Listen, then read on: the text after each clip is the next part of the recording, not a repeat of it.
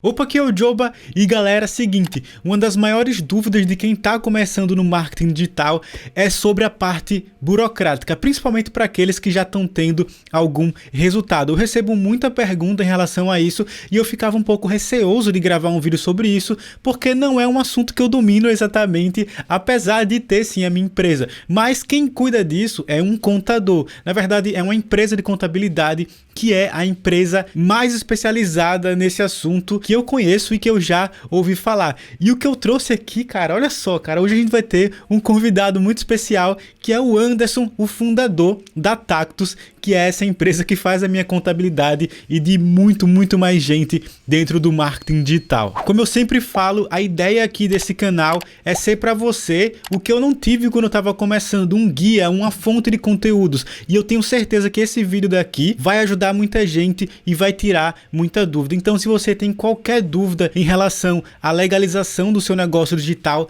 presta muita atenção nisso daqui, tá muito completo mesmo. Eu selecionei as perguntas de vocês e fiz todas essas perguntas pro Anderson e também vamos agradecer aí para ele, né, por ter cedido o tempo dele para tirar as nossas dúvidas sobre a parte burocrática e contábil de um negócio digital. E sério, a minha recomendação é que você preste bastante atenção, porque as informações que tem aqui podem te poupar de muita dor de cabeça no futuro. Então tá, pessoal, tô aqui com o Anderson. Como eu expliquei, o Anderson, ele é o chefe e o criador da Tactus, que é uma das, até onde eu sei, a maior e a melhor empresa de contabilidade para marketing digital, para produtos digitais. E, Anderson, primeiramente, muito obrigado aí por topar participar, dar um pouquinho do seu tempo aqui para ajudar a dar um pouco mais de informação para a galera. Tava, muito obrigado eu aqui por ter a oportunidade de a gente estar batendo esse papo e também ter condições de ajudar a galera aí, tirando algumas dúvidas principais em relação à parte tributária, contábil. E vocês vão perceber que, na verdade, pode ser muito simples de você entender e a gente vai trabalhar para poder deixar mais simples possível esses assuntos todos. Massa, isso daqui, esse tipo de dúvida é uma coisa que deixa muita gente preocupada, estava no começo. Então, o que a gente fez aqui, tá? Eu peguei várias dúvidas de vocês, coloquei no documento e aqui vai ser tipo bate-papo, eu vou fazendo as perguntas pro Anderson e ele vai se virando aí para responder tudo pra gente. E já quero adiantar também que eu vou deixar o canal do Anderson e os contatos dele aqui abaixo. Eu acho que talvez eu não tenha falado, mas eu sou cliente da Tactus desde o final de 2015, que foi o ano que eu comecei a trabalhar com marketing digital. Eu não estou recebendo nada para fazer essa recomendação aqui. Eu que fui atrás do Anderson, na verdade, para gravar esse vídeo. Então, é uma empresa que eu realmente recomendo, porque eu sei que o trabalho é bom e confiável. Então, sem mais enrolação, vamos aqui ao conteúdo, ao que interessa. Então, Anderson, como eu estava falando com você aqui antes, eu separei várias perguntas e eu vou fazendo aqui, eu tentei organizar numa ordem assim do mais básico para o mais avançado, para que todo mundo consiga entender e tal, e para que o vídeo faça sentido aqui, né? Então, antes de mais nada, já quero tirar duas dúvidas muito comuns aqui, que é o seguinte, galera, dá para começar como pessoa física, tá? Você não precisa ter CNPJ para começar. Começa como pessoa física, começa com o que você tem, com o seu CPF mesmo, tranquilo. E aí, qual é o lance? Tem um limite de saque na Hotmart, né, Anderson? Não é isso? Exatamente. Você vai ter um limite de saque de R$ 1.900, que vai ser pelo CPF que você tem cadastrado lá, né? E aí o que você precisa considerar só, se você tiver uma outra fonte de renda, o que é muito comum dentro desse mercado, porque grande parte de quem começa como afiliado começa isso como plano B. Quando você fizer o saque, o que você sacar ele vai ser somado com a renda que você tem de um outro local. Então, sim, esse é o único aspecto que tem que ser levado em consideração. E se você tiver um faturamento maior do que foi o limite de saque mensal, esse valor vai ficando acumulado lá. E aí, sim, quando você tiver o seu CNPJ, que é a abertura da sua empresa, você vai poder, então, fazer o saque do valor que está acumulado lá. Sim. E aí, inclusive, galera, uma coisa muito importante é que tiveram várias perguntas que fizeram aqui que eu não coloquei no vídeo porque eram perguntas que uma simples pesquisa no Google resolveria. Por exemplo, tem limite de saque na Monetiza, tem limite de saque na Eduz, e tal coisa. Isso aí você consegue achar muito fácil no site das empresas e tal. Então, é bem tranquilo esse tipo de pergunta. E uma coisa que eu gosto de falar também, Anderson, é que esse saque da Hotmart é para proteger a pessoa, né? Eu não sei se essa minha visão tá certa, mas eu vejo dessa forma, que você tem um limite ali que você pode ganhar por ano, para não pagar imposto. E aí é o que seria os R$ 1.900, né? Que é o que você falou aí. O que acontece é o seguinte, ó, quando começou essa metodologia de saque, nós participamos da decisão disso como ajuda lá para a Hotmart, porque a Hotmart já tinha contato com a Tactus e já sabia que nós fazíamos contabilidade aí para uma galera muito grande no mercado digital, né? E aí nós discutimos em relação a isso aí, sobre os riscos que existe da plataforma fazer um pagamento do valor muito alto, porque tinha pessoas, por exemplo, com valor de vendas bem substancial que estavam fazendo os seus saques, mas na verdade não estavam declarando o imposto.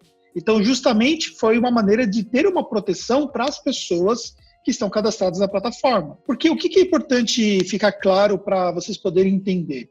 A plataforma é um intermediador do dinheiro que saiu ou do produtor ou que saiu ali do cliente. Então, se você é um produtor, você vendeu um produto pode ser produto físico também, porque tem plataforma também de produto físico. Físico ou digital. A plataforma recebeu esse valor lá da venda daquele produto, tira o valor que corresponde a dela e vai mandar o valor que corresponde a você depois de descontar das taxas. Se for o afiliado, ela vai tirar o valor do produtor e vai mandar o valor que corresponde a você depois que passa o prazo que é determinado pela plataforma. Então, nesse processo de intermediação, ela tem os dados de todas as bases, desde quem compra até quem está recebendo. E essas informações, elas são disponibilizadas para a Receita Federal. Então, ou seja, como é feito isso, nós ainda não temos assim uma análise clara, porque a Receita Federal nunca se manifestou sobre o mercado de afiliados, sobre o mercado de produtores digitais, né? Mas se você considerar o volume transacionado nas plataformas, isso implica que as pessoas que operam com plataformas têm que tomar cuidado em relação a isso. Massa. Então, mais um aqui essa daqui até eu consigo responder, né? Que é se no marketing digital tem que pagar impostos. Pois é, tem que pagar imposto, né? Tudo que você faz, na verdade, que gerar algum tipo de rendimento, você tem que pagar imposto. Mesmo que não seja propriamente, por exemplo, com Hotmart, Dus, Monetize, seja outras plataformas, por exemplo, que você tem de prestação de serviço online, que intermedia também a transação de serviço. Tem pessoas que fazem, por exemplo, estratégia de SEO e usam uma plataforma como o Workana, por exemplo, para poder vender o seu serviço. Todas essas pessoas precisam pagar imposto. Uhum. Então, a verdade é que para você fazer a declaração dos valores recebidos é passivo de pagamento de imposto. Continuando aqui, agora a pergunta essa daqui, eu acho que sobre esse assunto é a que eu mais recebo. É se afiliado pode ser MEI. Pois é, né? Na verdade, é importante dizer, uma coisa importante que a gente precisa esclarecer sobre a questão de códigos de atividades, né? E de a prestação de serviço de um afiliado ou até mesmo a venda de produtos digitais aí de um produtor. Não temos um código específico aplicado para cada dessas atividades, né? A codificação ela foi feita muitos anos atrás, nem se mensurava a possibilidade de ter esse tipo de serviço no mercado, e ela é muito genérica, né? Então, dentro do que nós sempre utilizamos para afiliado, isso houve uma restrição, houve uma mudança, né? Tanto que você tem depois eu vou até te passar para você pode até colocar na descrição do vídeo para a galera, onde a pessoa consulta essa questão do MEI, né? Tem ali o código de atividade em que você faz a consulta de quais são as atividades permitidas, né? E aquelas atividades relacionadas à venda, elas foram retiradas de lá. Então, isso acabou que modificou aí para os afiliados. Então, no caso, ele tem que abrir uma empresa já direto, o Simples Nacional, uma microempresa. Então, o afiliado não pode ser MEI? Não tem nenhum tipo de código que dê para usar caso você seja MEI? Ainda que tem alguns que utilizem, né?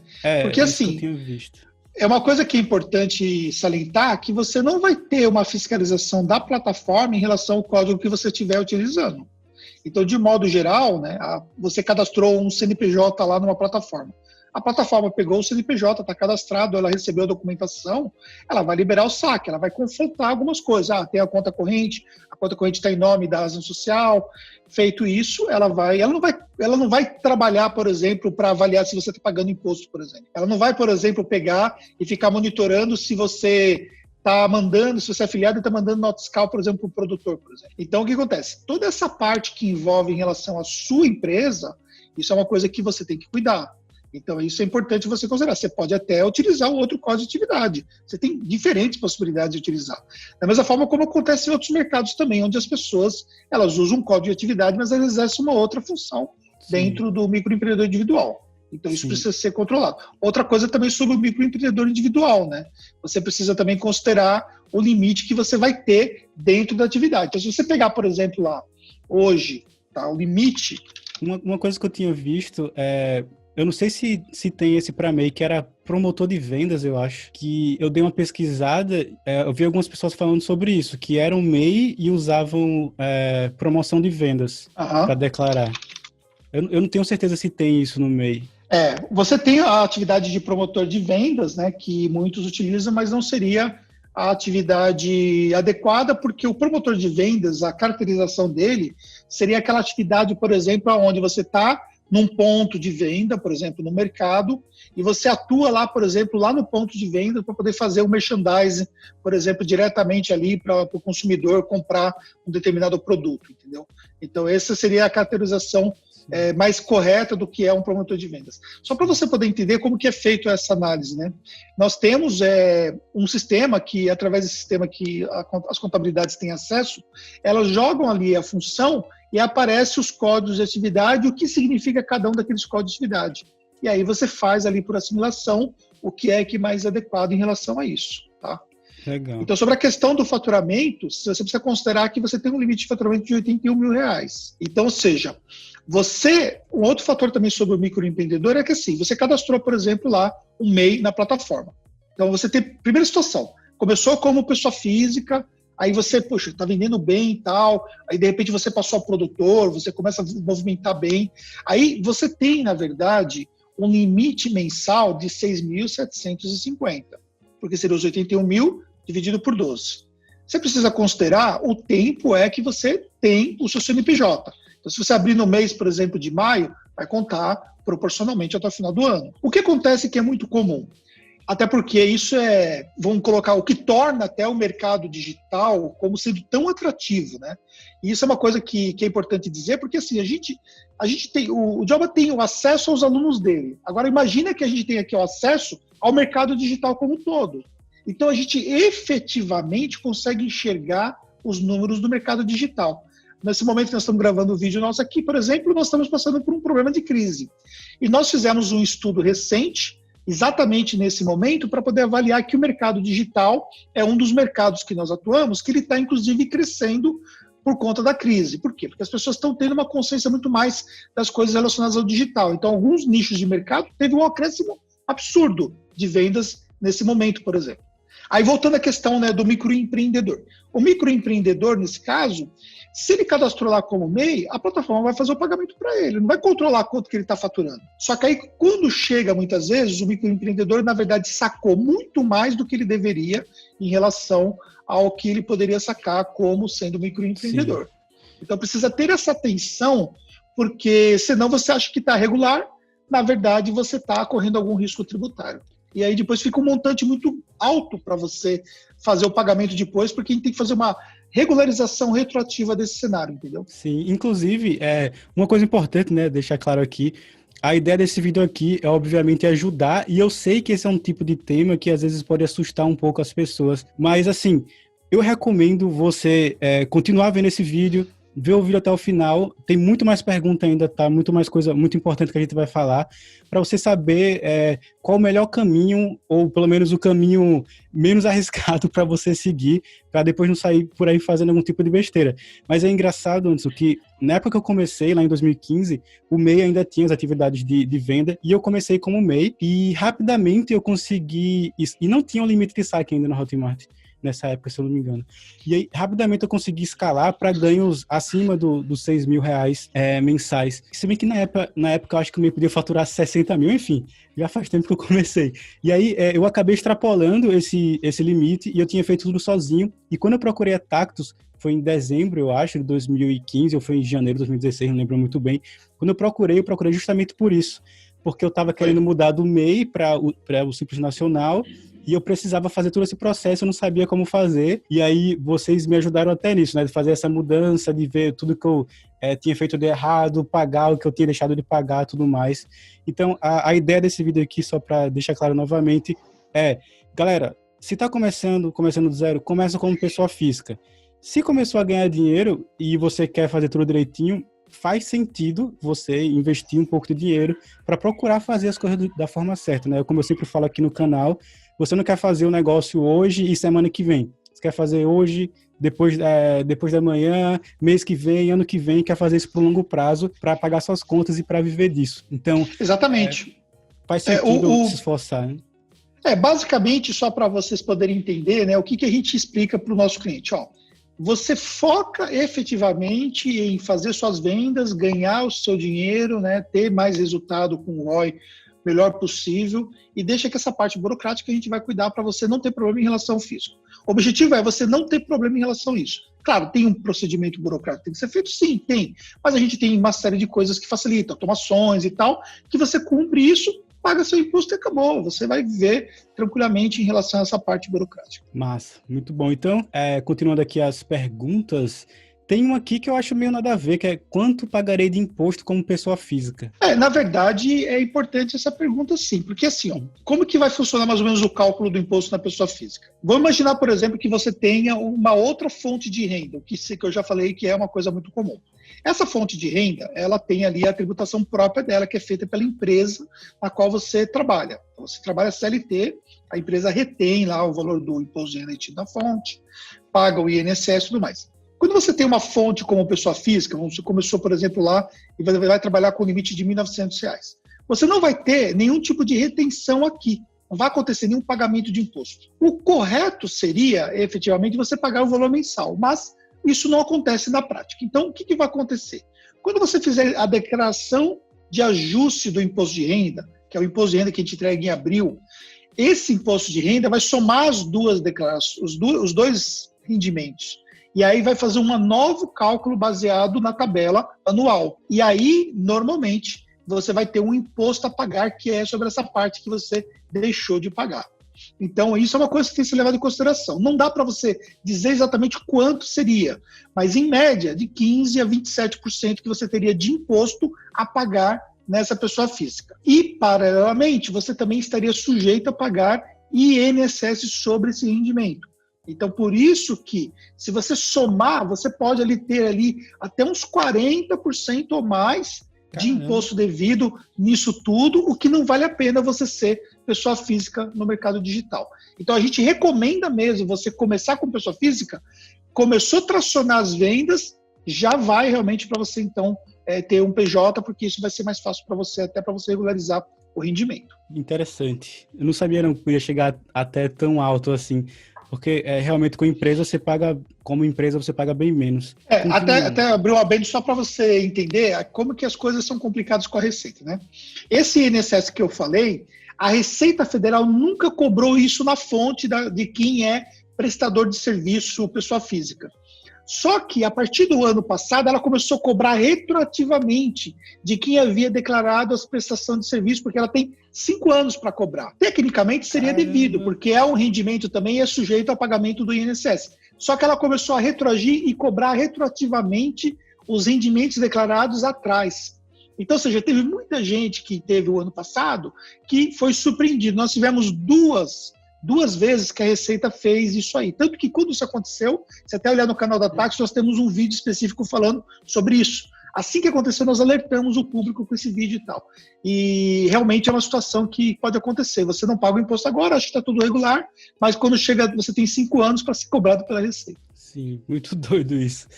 Muito doido. Continuando aqui, essa próxima aqui, eu não sei se faz muito sentido, mas essa é assim, eu já declaro imposto de renda, pois sou funcionário público municipal. Como farei para declarar meus ganhos com o marketing digital? Então, aquilo que eu falei, até na pergunta anterior, né? Quando você for fazer a sua declaração de ajuste do imposto de renda, você vai entrar com esses ganhos e aí o programa vai calcular se você ainda tem imposto a pagar ou não. Ele vai somar as duas rendas, vai somar todas as deduções necessárias que você pode utilizar, se você tem dependente, se você paga convênio médico, tudo aquilo que é dedutível, vai somar tudo e vai fazer o cálculo e vai te dizer se tem imposto a pagar, vai gerar as guias para você fazer o pagamento do imposto complementar. Ah, então essa aqui foi tranquilo de responder.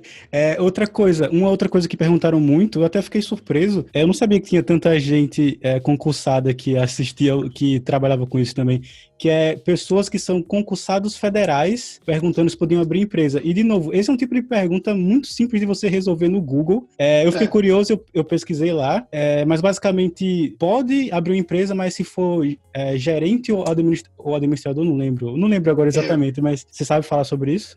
Você não vai abrir uma empresa, no caso a Ireli, porque a maioria vai dar algum tipo de restrição em relação a isso. Então, você tem que abrir uma sociedade e você não vai poder ser o administrador, no caso. Ou você também não pode ter uma atividade que seja conflitante com aquilo que você tem dentro lá do seu trabalho como servidor também, entendeu? Então, é uma coisa que tem que ser considerada. Mas, via de regra, normalmente não tem problema em relação a se seguir essas condições aí. Sim, e de resto é normal, como qualquer outra pessoa, né? Isso, A exatamente. parte burocrática. Legal, essa foi a pergunta do Clayton. O Júnior perguntou como que funciona a emissão de nota fiscal. Todos que têm CNPJ devem emitir? Tecnicamente sim, né? Todo mundo que abre o seu CNPJ, inclusive o microempreendedor, por ele vender um produto, ele vai ter que emitir a nota fiscal daquele produto digital, no caso. E se for produto físico, idem, né?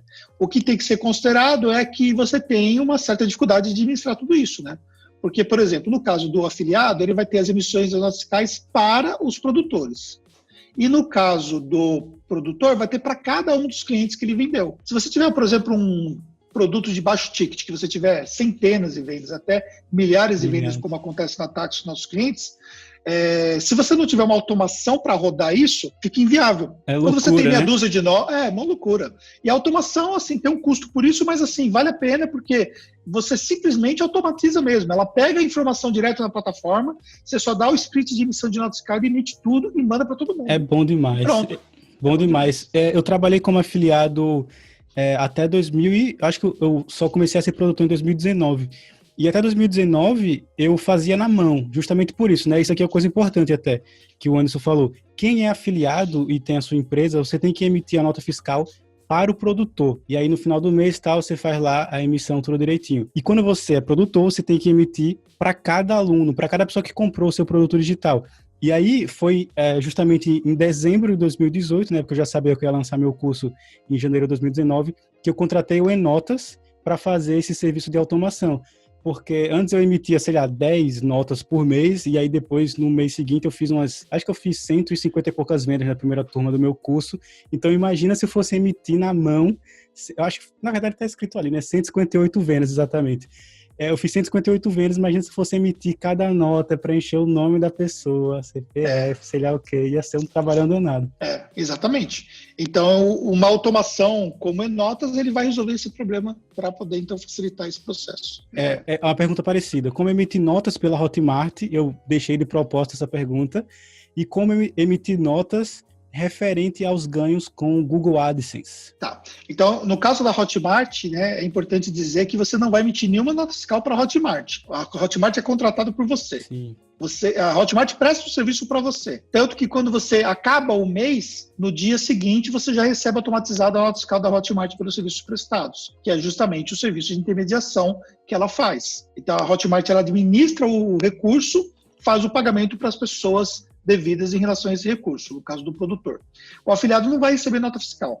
Então, quem vai receber vai ser o produtor, porque é sempre descontado do produtor. E depois, o afiliado ele já recebe o valor líquido e tal. Então, o que vai acontecer é o seguinte, você não vai emitir nota fiscal para o Hotmart, mas vai emitir, no caso, para o Google, você vai emitir nota fiscal referente aos serviços do AdSense. Sim, e aí, como a empresa é no exterior, e eu tenho que emitir sempre todo mês que eu vou emitir, eu sempre pesquiso no Google como emitir notas para Google AdSense. E aí tem um artigo lá, eu acho que é do Viver de Blog, que ele tem lá todo passo a passo, aí todo mês eu olho.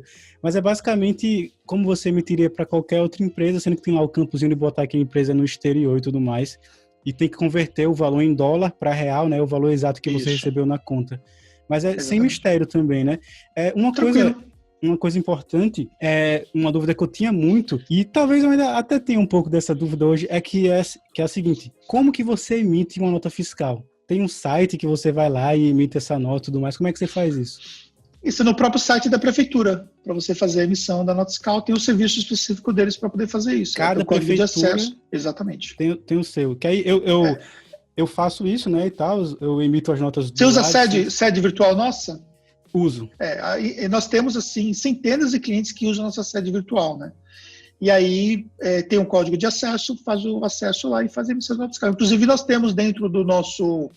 Nós temos até um videozinho no YouTube que a gente dá para o cliente, também tem a plataforma do cliente, onde tem o vídeo, que mostra o passo a passo da emissão de nota fiscal bem simplificado mesmo. Ah, que legal. Eu emito as que eu tenho que emitir manualmente, por exemplo, a do AdSense, a de algumas outras plataformas. A do HostGator eu tenho que emitir também. Eu sou afiliado também do Estratégia Concurso, aí tem que emitir manualmente. Depois eu vou até olhar isso aí. Eu acho que eu nunca acessei a área de membros de clientes. Eu vou querer olhar para ver se estou fazendo alguma coisa errada. A gente tem uma área de membros com os passo a passo, com vídeos bem curtinhos, para fazer isso é isso, explicando cada dúvida para o cliente para poder facilitar o processo. Disso. Depois eu vou pedir lá para o atendimento para ter acesso. Tá, continuando. Gabriel perguntou: afiliado MEI também precisa emitir nota fiscal para o produtor? Essa que a gente já respondeu. Que na verdade não poderia, né? Se sim, deve ser a cada venda ou uma mensal com o valor total das vendas daquele produto no mês anterior. Essa daqui já respondeu tudo, né? Se você tem uma empresa... o afiliado é importante falar. O afiliado, a recomendação que eu dou é você fazer para cada saque que você faz que gera um recibo dentro da plataforma. Então, por exemplo, toda vez que você faz a solicitação de saque, vai gerar os recibos lá dentro. E aí, quando faz a geração do recibo, tem um valor para cada recibo. Para facilitar o processo todo de confronto das informações, até porque depois você pode puxar um relatório lá dentro da plataforma de receitas de afiliado, então você já fez exatamente para cada um daqueles recibos. Ah, interessante. O meu eu não preciso mais me preocupar, que quem faz é o Enotas. Exatamente. É exatamente essa metodologia que o Enotas pega, né? Sobre a alíquota, quanto é a alíquota? Isso também varia? Sim, tem uma variação que começa com 6% para quem tem um faturamento de até 180 mil, que é acumulado. Então, por exemplo, você começou lá emitindo 20 mil reais por mês. Então, no começo você vai ter uma alíquota de 6%, essa alíquota vai subindo. Ela pode chegar até 33%. Acho que a minha está na casa dos... entre 10 e 20, eu acho. Não tenho certeza. Não lembro agora. Mas cada dia estou pagando mais impostos. O que... Pois é. É um bom sinal. O que, na verdade, é um bom sinal, exatamente. É claro que dói pagar, né? Mas aí você precisa entender que, vamos supor, você está pagando, por exemplo... Se você hoje está faturando, por exemplo, 50 mil por mês, então você vai estar pagando por volta de 13% de imposto e tem uma dedução que é feita sobre o valor, mas que seja mais ou menos isso aí. Então, se você está pagando isso, a verdade é que você está faturando para isso, você precisa administrar, já contando que você tem, na verdade, aquele imposto a ser pago. Porque, diferentemente dos gastos que você tem com tráfego, por exemplo, que já vem cobrado no cartão de crédito, ou você fez o pagamento via boleto, você já contou isso como sendo despesa sua, na hora que você vai pagar alguma coisa que você já recebeu, dói muito mais, né? É verdade. Pra você pagar. Então, mas você tem que pensar dessa forma. A gente também tem uma empresa, que nós também somos produtores, né? E assim, eu pago muito imposto também, até porque também a minha empresa tem um faturamento alto no mercado digital, e dói, né? Mas faz parte do jogo, então... tem que ter a tranquilidade de estar com o imposto para não ter problema. E aproveitando, né, que você falou isso, o pessoal aqui talvez não saiba, mas como o pessoal que acompanha tal já sabe que eu gosto de ensinar as coisas que eu realmente faço, e eu estava falando isso para você, uma das coisas que eu admiro no Anderson é que ele tem tactos, então... ele sabe o que ele está fazendo ali, ele trabalha com isso, e ele está também no meio digital, então ele também tem curso dele, ele também vende no meio digital, então ele realmente está vivendo o que ele ensina e está trabalhando com o que ele realmente vive e tal. Enfim, eu acho isso muito legal e tal, acho muito massa. Até para contextualizar, Dioba, como que eu fui para o digital, né? Eu tenho 10 livros publicados, então eu já vendi os meus livros, palestrava no Nível Brasil, e eu tinha DVDs. E eu vendia DVDs nas palestras, então eu tive 20 títulos de DVDs. E eu ia para as palestras, por exemplo, eu levava uma mala de roupa minha de bordo e despachava uma mala só de DVDs. E aí eu pegava esses DVDs e vendia no final de cada palestra. E fora isso também eu vendia esses DVDs através da internet. Só de um dos títulos eu vendi mais de 1000 DVDs, para você ter uma ideia. E aí lá atrás, quando o Conrado Adolfo tinha aquele grupo, iJumper, lembro. lembra que era um grupo bem forte e tal, né? eu comecei a acompanhar lá atrás o grupo e comecei a ver e tal. Foi aí que eu conheci a Hotmart. Quando nós começamos a trabalhar com o Hotmart, eu cancelei todas as vendas de DVDs e fui então para o digital e eu comecei a fazer os cursos online para poder vender. Quando nós começamos lá atrás com a Hotmart, foi que nós percebemos que a galera tinha muita dúvida na parte tributária, porque nós fazíamos só a contabilidade da nossa própria empresa. Né? Nós tínhamos a Tax Contabilidade e nós abrimos naquela época a Tax Educação. E aí nós fazíamos a contabilidade da nossa empresa. Aí eu comecei a ver que o pessoal tinha dúvida. Foi aí que nós começamos a trabalhar com o mercado digital. E aí nós começamos a entrar no mundo das plataformas e ter todo o relacionamento, afiliados e tudo mais, e chegar onde nós chegamos nessa parte do digital. Muito massa. É bem interessante isso. Por muito tempo eu fui afiliado de um produto de memorização do Renato Alves, até hoje ainda vendo e tal. E aí foi muito engraçado que um dia tem um amigo meu que ele tem um escritório na casa dele, eu acho que um dia eu estava trabalhando lá no escritório dele, quando eu vou para Maceió, eu trabalho lá no escritório dele várias vezes, e ele viu a tela do meu computador e viu, tipo, o Renato Alves, né, o produtor desse curso. Aí ele falou, eu conheço esse cara, peraí. Aí ele saiu assim do escritório, foi no quarto dele, e aí ele voltou com um box de DVD na mão do Renato Alves, do curso de memorização, que era como o Renato Alves vendia o curso. Eu, caramba, que massa, velho, muito massa isso. Tipo, é um novo mundo agora, né? Eu acho que não tem mais espaço para você vender DVD e tudo mais. Acho que isso já é. Na verdade, fica imaginando, por exemplo, o que seria a gente fazer o trabalho que nós fazemos se não fosse através da internet, né? A gente tem somado a nossa empresa de eventos mais de 10 mil alunos. Sim. Então, é difícil pensar nisso aí, fazendo em forma de DVDs, né? Eu tinha uma pessoa só para montar os DVDs, para você ter uma ideia, e nós somos para o digital, né? Então, no digital você ganha escala. Esse é o ganho, esse é o grande barato que nós temos no digital, é ganhar escala, né? E você está trabalhando de onde você está trabalhando de onde você quiser, né? Sim. Nós estamos 100% home office, tanto a nossa empresa contábil quanto a nossa empresa de educação, 100% home office, trabalhando à distância. Por quê? Por causa de um momento desse aí, o nosso negócio não é fisicamente afetado, né? Massa, muito bom. Dando continuidade aqui, essa daqui eu acho que a gente respondeu também. Quanto de imposto um afiliado paga é diferente de produtor e de coprodutor? A taxa de imposto, não. A alíquota no caso. Agora, a metodologia, sim. O afiliado ele vai pagar sobre o que ele recebeu de faturamento das vendas que ele teve. O produtor vai pagar sobre o total da venda que ele teve. Não dá para descontar afiliado, não dá para descontar a Hotmart. Inclusive, eu coloquei um vídeo essa semana lá no nosso canal, onde fala o seguinte, estou dando 70% de comissão. Quanto que eu vou pagar de imposto? Eu vi esse vídeo. Você vê esse vídeo. Por que nós colocamos esse vídeo? Porque é muito comum. E você sabe que tem produtor que faz isso até para poder conseguir fazer depois um upsell, algum tipo de estratégia de marketing depois.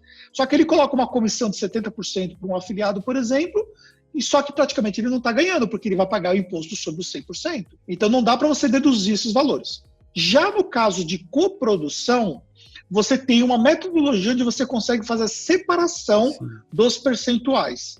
Nesse caso, você precisa usar ali um emissor de nota fiscal conectado às duas contas para fazer essa separação automática.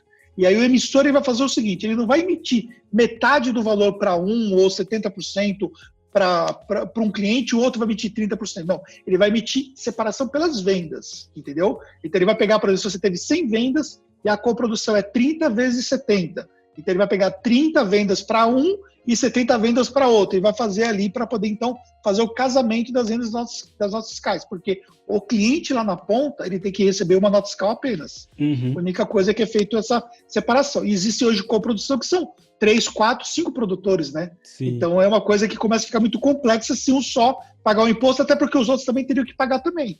Então imagine a bitributação que vai ter nesse caso todo aí, né? Eu acho isso muito massa. Eu fiz coprodução algumas vezes e aí todo mundo usou em notas e foi tipo, é muito massa, sério, assim. A gente usou uma e eu acho que eram 3 pessoas e aí você vê no Enotas lá bem direitinho, ele emite a quantidade certa lá de nota fiscal com base no seu percentual lá da coprodução. É muito massa mesmo. Muito legal. Deixa eu ver aqui, esse aqui já acabei de ler. Essa daqui, não sei se vai dar para responder assim, de bate-pronto, porque eu acho que é muito número, mas quais seriam os KNAIs para quem deseja abrir uma empresa voltada ao marketing digital? E aí ele pergunta também, qual o KNAI para afiliado, qual o ideal para produtor e qual para o Google AdSense? E primeiro, o que é Então, KNAI? o KNAI é o Código de Atividade Econômica que você vai ter na sua empresa. É uma codificação que você diz para a Receita Federal a atividade principal que você tem. O que acontece, como eu já disse anteriormente, você não tem um código de atividade específica para afiliado. Então, você vai ter o código de marketing direto, 7319-0/03, que é o de marketing direto que você utiliza. E é o mesmo KNAI que você utiliza também para o Google AdSense, tá? Que é esse código que eu acabei de citar. O de marketing e já direto, para produto. você usa para quais? Para o Google AdSense? E também para o afiliado. Afiliado e para AdSense, ok. Isso. Só que quando a gente vai fazer a abertura da empresa, só fazer um adendo, né? A gente percebe que esse mercado, o pessoal, ele é muito preso ao KNAI. Qual é o KNAI? Qual é o KNAI? Qual é o KNAI? Como se o KNAI fosse resolver a vida dele. Na verdade, o KNAI é isso aqui de todo o processo, né? Quando a gente vai fazer a abertura da empresa, a gente nunca vai colocar um KNAI só. A gente coloca um conjunto de KNAIs para poder dar mais flexibilidade. Amanhã depois ele quer fazer outra coisa. A gente coloca várias opções, porque o que acontece nesse mercado? Esse mercado ele tem ali uma série de coisas novas que vão surgindo a todo momento. E quando você tem mais amplitude de KNAIs, você tem facilidade de você não ter que mexer na empresa quando vai fazer uma coisa diferente. Você vê, por exemplo, aí, tem muita gente, por exemplo, que começou sendo afiliado de produtos físicos, digital, depois foi para produto físico. Tem pessoas, por exemplo, que começaram a produzir produtos físicos, depois saíram do produto físico, voltaram para o digital. Tem muita coisa transacionando sempre. Então, a gente sempre tem uma série de KNAIs que a gente vai fazer a construção quando vai fazer a abertura da empresa. Então, tem que fazer uma entrevista com o cliente para entender. Sobre o KNAI de produtor, na maioria dos casos, vai ser o 8599-6/04, que é o KNAI de treinamento. Treinamento. Isso. Na maioria dos casos. Eu lembro dessa conversa que eu tive com a pessoa que, quando eu fui mudar a minha empresa, né, lá com vocês, de MEI para o Simples Nacional, e eu lembro dessa conversa, eu lembro que colocou, de vez em quando eu olho lá, quando eu vou conferir lá o CNPJ, mas era edição de livros, treinamentos, eu acho que eram 4, eu não lembro agora. Tinha um principal... colocou mais uma amplitude de KNAIs para poder ter essa facilidade no caso. Muito bom, muito bom. Essa daqui é boa. Já tem o CNPJ. Posso utilizar? Pode, desde que você tenha uma atividade que seja adequada, né? Você não vai querer, por exemplo, pegar, eu tenho um CNPJ de comércio, aí você que vai prestar serviço sem você poder incluir. Vamos imaginar um exemplo prático aí. Eu sou um médico e agora eu vou ser produtor também digital, porque eu tenho um produto aí na linha relacionada a bem-estar e tal. Você tem um CNPJ de médico, de prestação de serviço médico, você não pode utilizar para Hotmart esse CNPJ, porque não está alinhado com o KNAI, e aí você for mudar a sua atividade, você vai ter problema com o CRM, que é o Conselho de Medicina. Então, na maioria dos casos, se você já tem uma empresa, você vai abrir uma outra empresa só para operar no caso do digital. Dá para você utilizar? Dá, mas tem que ser feita essa análise pelo contador para poder entender. Então, no caso, assim, seria possível, por exemplo, o cara tem uma loja, é possível, por exemplo, ele adicionar um KNAI ao CNPJ dele? Na maioria dos casos, não. Até porque tem um outro fator também. Quando você vai montar a sua empresa digital, você tem a questão também da somatória do faturamento que você tem. E aí você pode pagar um imposto maior pelo fato de você usar uma outra empresa. Então, tem que analisar caso a caso para tomar a decisão correta, entendeu? Entendi. Qual o custo de abrir uma empresa? Lá na Tactus, você tem, utilizando nossa sede virtual gratuitamente, você não vai pagar nada por isso, você vai ter um custo de R$600 aproximadamente.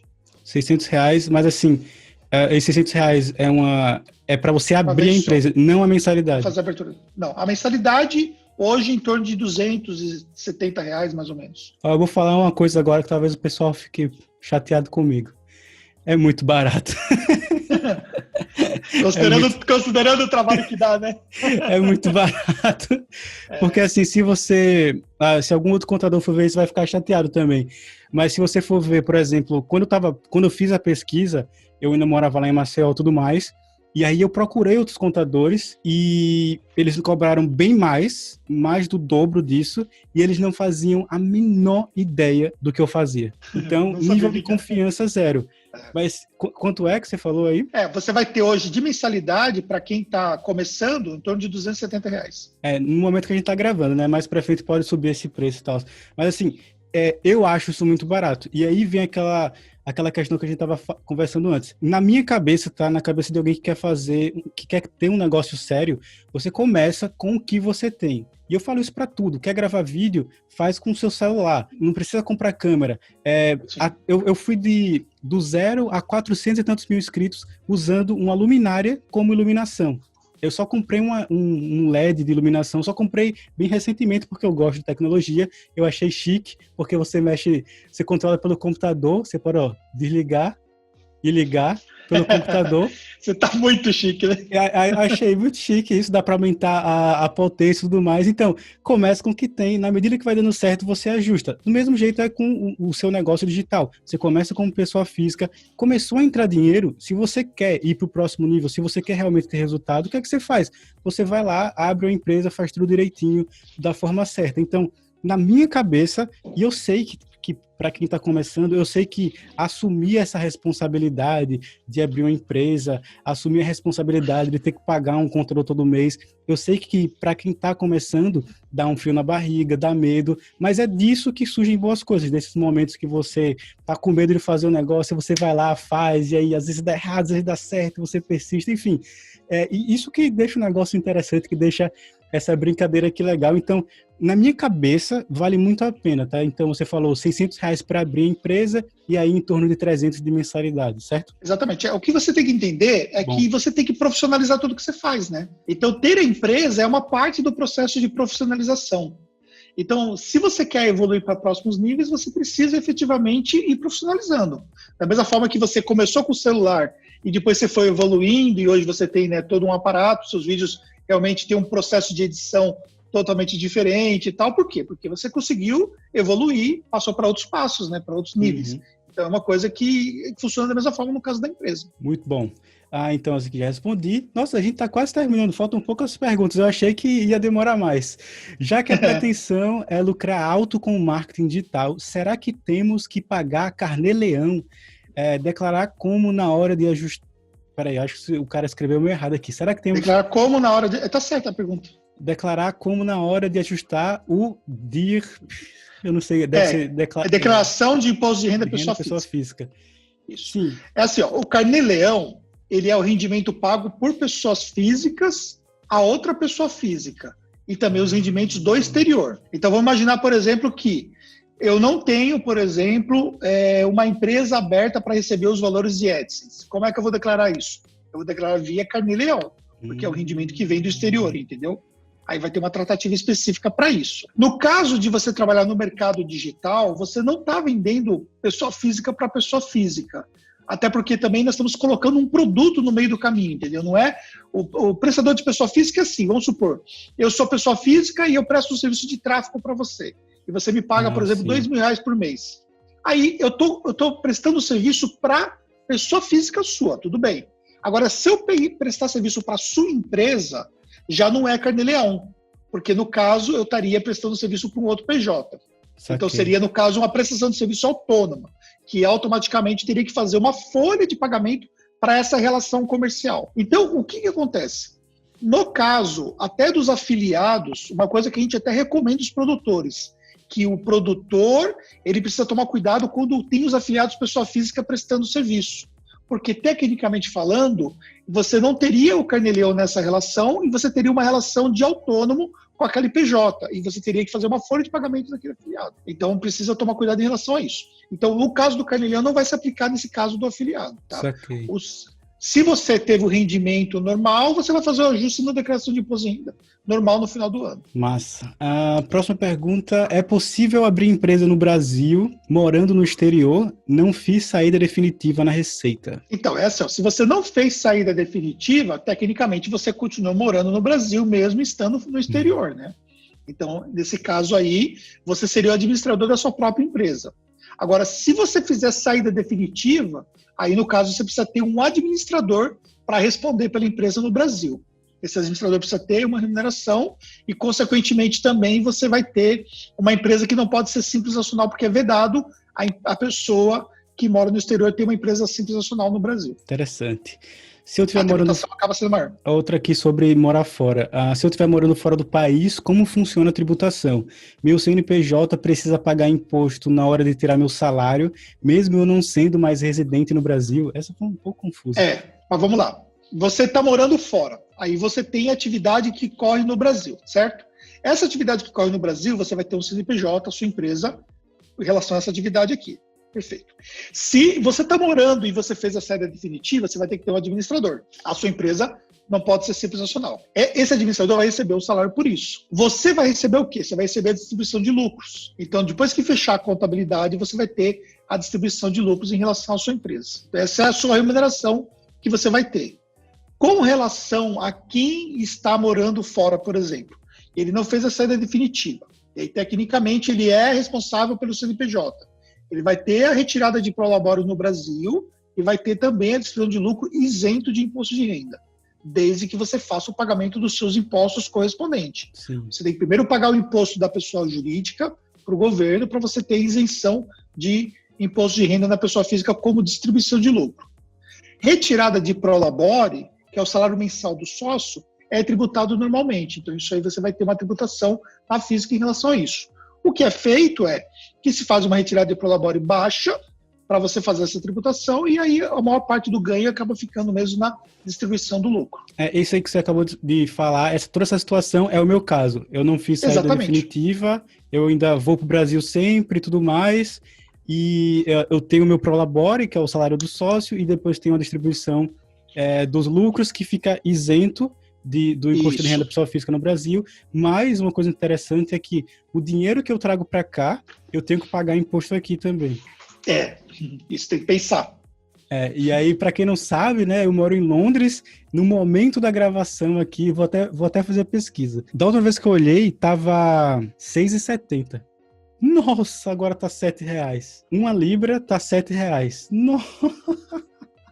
Uma libra tá R$7. Só ficou complicado, né? Meu Deus do céu, eu não tinha visto, tô triste aqui agora. Tudo bem, essa doeu.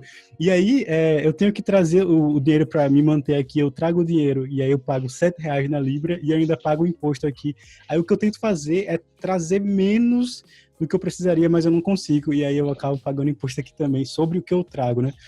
Na verdade, você está levando só para você se manter aí, né? Isso. De uma certa forma, porque também se você você morando fora também, que é o caso dos nomadismo, né, digital, né? Que nós temos vários clientes que são nômades digitais, né? Então, quando ele está num país onde a relação cambial ela é desfavorável, né? A maioria vai ser desfavorável, mas tem o desfavorável e o desfavorável. Desfavorável, né? Foi um modo muito gentil de falar isso. O seu caso realmente é desfavorável total, né? Porque Libra realmente. Então aí o que acontece é o seguinte: você tem que levar em consideração, né? Porque de uma certa forma o seu dinheiro perde um valor significativo lá fora e você tem a questão também tributária, né? Que tem que ser considerada. Sim. Demais.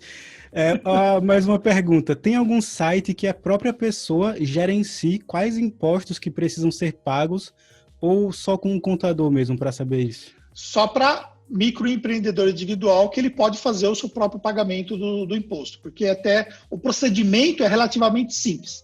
É claro que na prática a gente sabe que as pessoas elas não querem ter trabalho nem com emissão de uma guia do microempreendedor individual, essa é a verdade, né? Até porque também a pessoa acaba se atrapalhando, fatura muito mais do que poderia, se perde no caminho, lá na frente que ela vai resolver o problema, mais ou menos o que aconteceu com você, né? Lá atrás.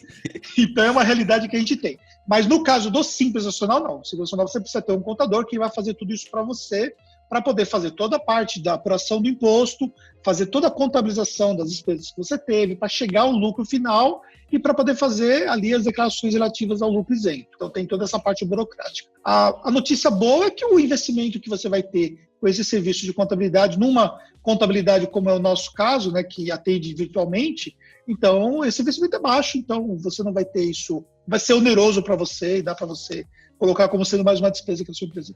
Sim, legal. Galera, eu vou fazer uma recomendação aqui agora. Como eu tenho falado no começo, eu vou deixar aqui na descrição o link do canal da Tactus. Quer que eu deixe o seu também, Anderson? Link do Sim, seu pode canal? deixar. Você tem dois canais, né? Tem o seu, o Isso. Anderson, e tem o da Tactus. Eu vou deixar os links aqui na descrição. E qual é o lance? Eu sou inscrito no canal da Tactus e aí eu sempre vejo lá os vídeos novos no feed de inscrições e tudo mais. Não vejo todos os vídeos, obviamente, que tem vários que não me interessam, no estilo de que não tenho nada que... nenhuma preocupação em relação ao tema do vídeo, mas tem vários outros que eu vejo, como, por exemplo, os que eu assisti aqui recentemente. As novas tendências para o varejo, comissão de 70% para afiliado vale a pena, justamente esse que você tinha comentado. Um outro aqui sobre a pandemia, um outro aqui sobre o estado de São Paulo, né? Como eu uso a série virtual, então é uma coisa que me interessa. E aí sobre o imposto de renda, que foi o vídeo de um mês atrás, que eu também faço meu imposto de renda pessoa física com vocês. Inclusive eu dou muito trabalho. Porque eu tenho... Nossa, sério, eu fiquei com pena da moça, eu esqueci o nome dela agora. Acho que é a Bruna que te atendeu. Eu tenho 2 contas em banco aqui. Eu tenho umas 3 ou 4 contas em bancos no Brasil. Eu tenho conta em uma corretora no Brasil, uma corretora nos Estados Unidos de investimentos. Então, eu dei muito trabalho para a Bruna. Então, realmente tem muito conteúdo útil no canal. Eu realmente sou inscrito, realmente assisto. Então, nós temos mais de 1000 vídeos no canal, sabia? Mais de 1000? Mais de 1000 vídeos no canal. Muito conteúdo. E está nesse momento aqui com 67 mil inscritos. Então, se você trabalha com isso, eu realmente acho que vale a pena. De novo, acho bom deixar claro que o pessoal não acredita em mim. Quando eu falo que não estou recebendo nada para fazer esse vídeo, eu realmente trouxe porque eu gosto do trabalho, eu realmente trouxe porque eu queria ajudar vocês. Vocês me perguntavam pra caramba sobre isso. Todas as perguntas feitas aqui vieram de vocês, então recomendo assistir para sempre ficar por dentro aí das coisas importantes, das burocracias que o canal lá deles estão sempre atualizados. E por que eu estou falando tudo isso? Porque nós respondemos todas as perguntas já. Eu só não quis falar isso antes para o povo não sair do vídeo, né?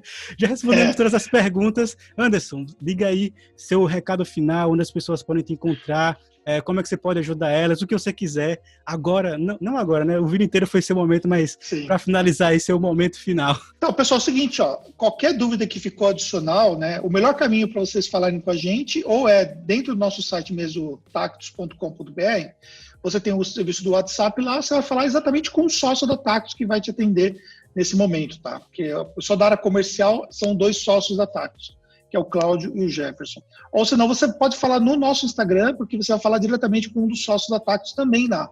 Então você pode tirar alguma dúvida adicional que de repente não foi contemplada nesse vídeo aqui, nós estamos à disposição. O nosso canal tem muito conteúdo, de repente você se perde em achar um conteúdo, a gente indica para você o conteúdo específico que te atende à sua questão. E também, se você quiser regularizar o seu negócio digital, pode contar com a Tactus e nós vamos atender você 100% à distância, como nós atendemos o Java 100% à distância. Sim. E nos encontramos só nos eventos aqui no Brasil, né? Sim. E, inclusive, isso é uma coisa que eu falo para muita gente, que alguns conhecidos me perguntam assim, como é que você faz na questão legal e tal? Não, eu tenho um contador e tal, ele resolve tudo.